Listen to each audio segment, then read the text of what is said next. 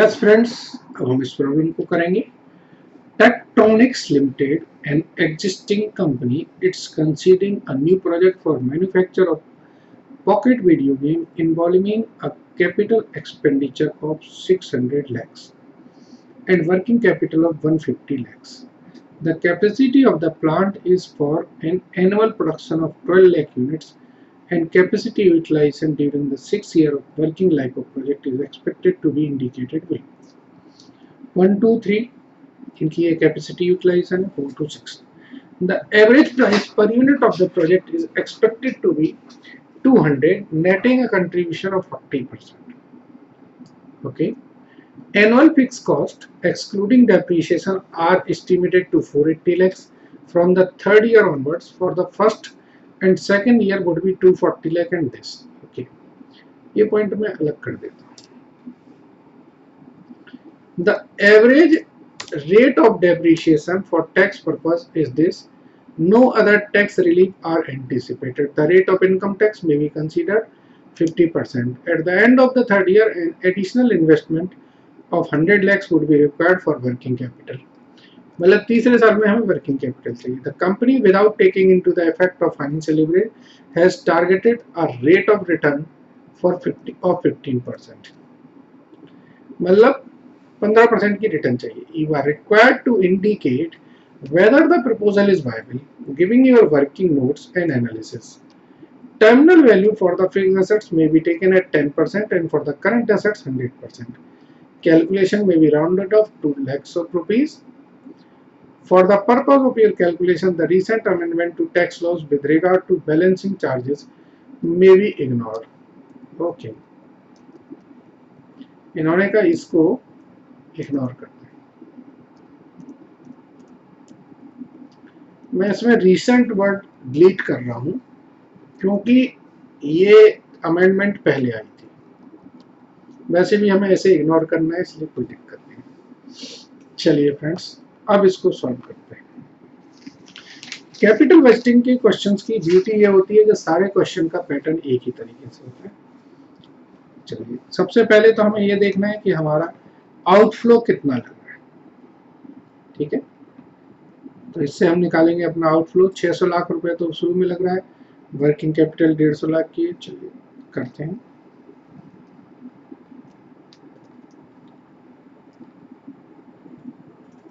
Evaluation of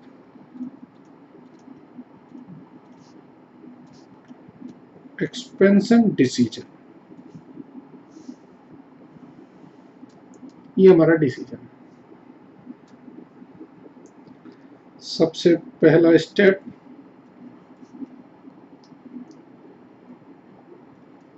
calculation of present value of cash outflow, cost of fixed assets at year 0, 60. ठीक है, present value बोलता हूं मैं. Present value of working capital at year 0, ये मुझे 150 लाख चाहिए. यहां पे लिख दीजिए रुपीज इन लैक्स.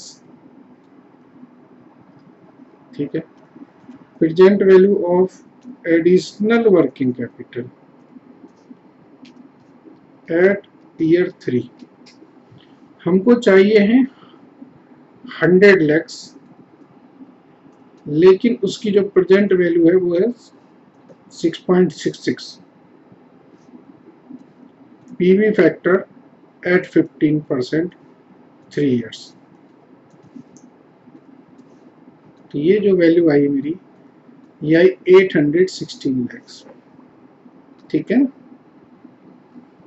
अब स्टेप 2. स्टेप 2 है कि मुझे कैलकुलेट करनी है कैलकुलेशन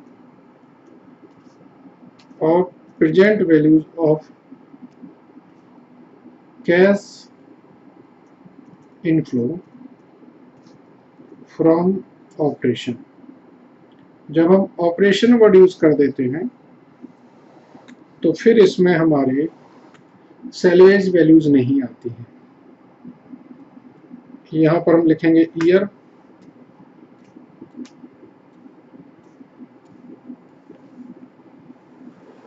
ठीक है। यहां पर लिखेंगे हम प्रोडक्शन।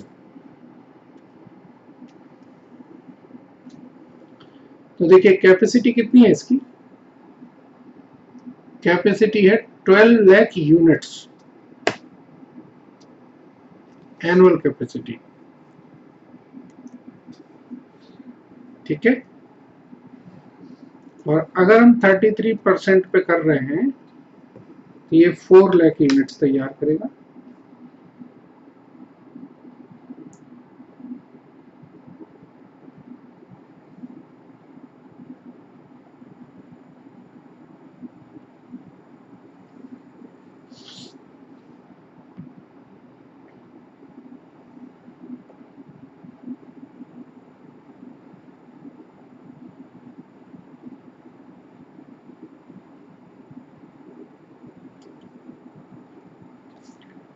ओके, तो यहां पर आएगा 4 लाख, 8 लाख, 10.8 लाख, 12 लाख, 12 लाख, 12 लाख, ठीक है। कंट्रीब्यूशन होगा 80 रुपीज पर यूनिट के हिसाब से। कैसे निकाला, देखिए यहाँ पर सेलिंग प्राइस थी 200 की और इन्होंने कहा 40% हम कंट्रीब्यूशन देते हैं, तो ये हो जाएगा 320, 640, 864, 960, 960, 960।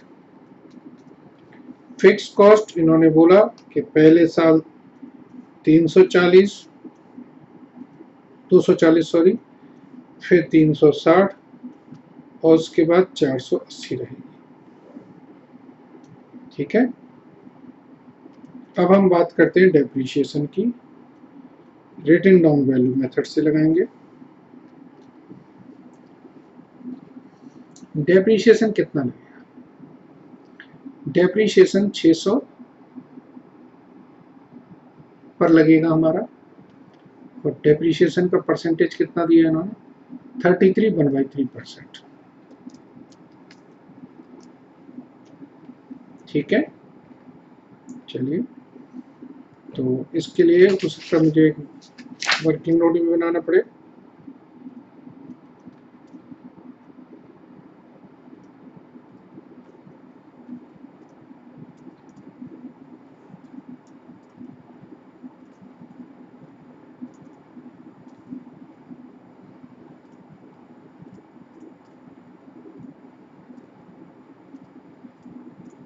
ठीक है, 600 की एसेट्स है, 200, 400, 400, 133.133, 267 कर दो, 267, एक सेकेंड, अच्छा 267। तीसरे साल हमारी एक नई एसेट्स आ गई थी कि नहीं, नहीं आई थी। 267 डिवाइडेड बाई 3, तो ये 89, तो ये 178, 178,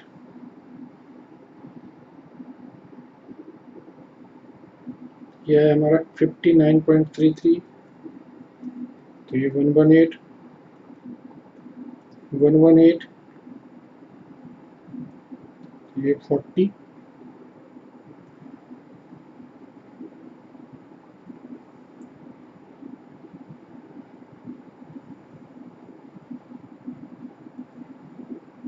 वन वन एट नहीं आएगा, ये 11 9 आएगा, तो ये 119, तो ये 40, तो ये 79, 79, तो ये 26, तो ये 53। तो ये हमारा डेप्रीशिएशन आ गया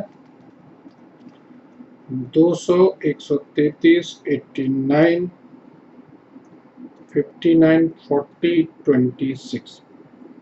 तो इससे प्रॉफिट बिफोर टैक्स आ जाएगा, ये आ जाएगा -120, 147,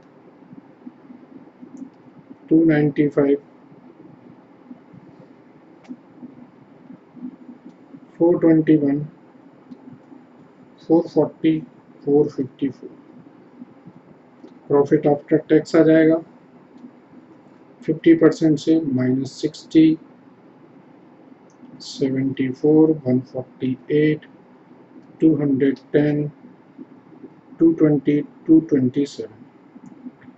डेप्रीशिएशन ऐड करेंगे तो कैश फ्लो आफ्टर टैक्स आ जाएगा 140, 207, 237, 269, 260, 253। पीवी फैक्टर दे रखा है 15% पे 0.870, 0.756, 0.658, 0.572,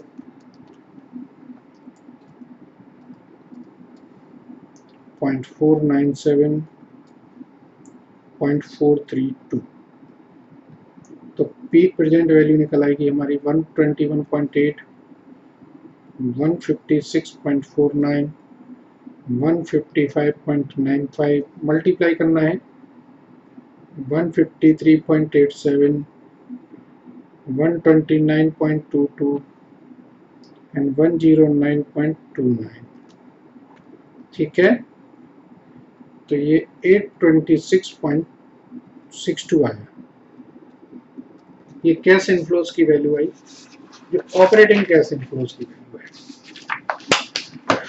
ओके, अब हमें देखना है कि मेरे ऑपरेटिंग कैश इनफ्लोज आ गए, तो स्टेप 3 ये हम निकालते हैं present values of cash inflows in terminal year. 6th year में हमारी क्या प्रेजेंट कैश इनफ्लोज होंगे। देखिए, हमारी जो 6वें साल में एक तो हमारे पास आ जाएगा वापस जो हमारी सेल्वेज वैल्यू है, वो सेल्वेज वैल्यू इन्होंने कितनी बोली थी, ये देखिए लिखा है इन्होंने 10%। ठीक है, तो एक तो salvage value of fixed assets, दूसरा वर्किंग कैपिटल मेरे पास वापस आ जाएगी,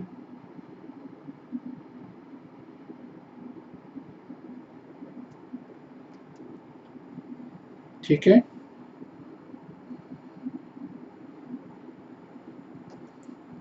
तो ये होगा 310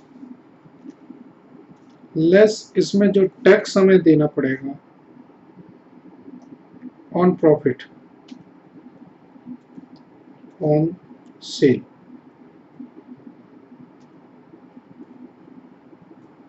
देखिए रिटर्न डाउन वैल्यू जो हमारी आएगी एट 6th ईयर वो 53 है, सेल्वेज वैल्यू हमारी है 60, तो प्रॉफिट होगा हमारा 7 रुपीज का। तो टैक्स 50% से 3.5 राउंड ऑफ करेंगे 4 रुपीज। ये रुपीज इन लैक्स हैं सारे, तो 306 हमारी 306 हमारे टर्मिनल वैल्यू है। अब हमारा स्टेप 4 होगा, that is calculation of net present value. Present values of cash inflows 826.62 plus 306, no 306 नहीं होगी, इसका पीवी फैक्टर लगाइए। 306 इंटू 0.432, ये वैल्यू आएगी 132। तो ये 132 ऐड करेंगे इसमें, तो दैट इज 958.62। लेस करेंगे हम present value of cash outflow, ये था हमारा 816, तो 143.62 और 143 लैक्स नेट प्रेजेंट वैल्यू। तो हम लिखेंगे as net present value is positive, we should implement the new product। आप देख रहे होंगे जितने भी क्वेश्चन हम कर रहे हैं उसमें सारे में हम एनपीवी निकाल रहे हैं, वो निकालनी चाहिए। एनपीवी का मतलब आउटफ्लो क्या है उसकी प्रेजेंट वैल्यू निकाल लो, इनफ्लो क्या है उसकी प्रेजेंट वैल्यू निकाल लो और दोनों को जोड़ दो, सॉरी दोनों से नेट निकाल लो। चलिए फ्रेंड्स, तो ये भी क्वेश्चन कंप्लीट हुआ। आई थिंक सो क्लियर होंगी चीजें। Thank you very much.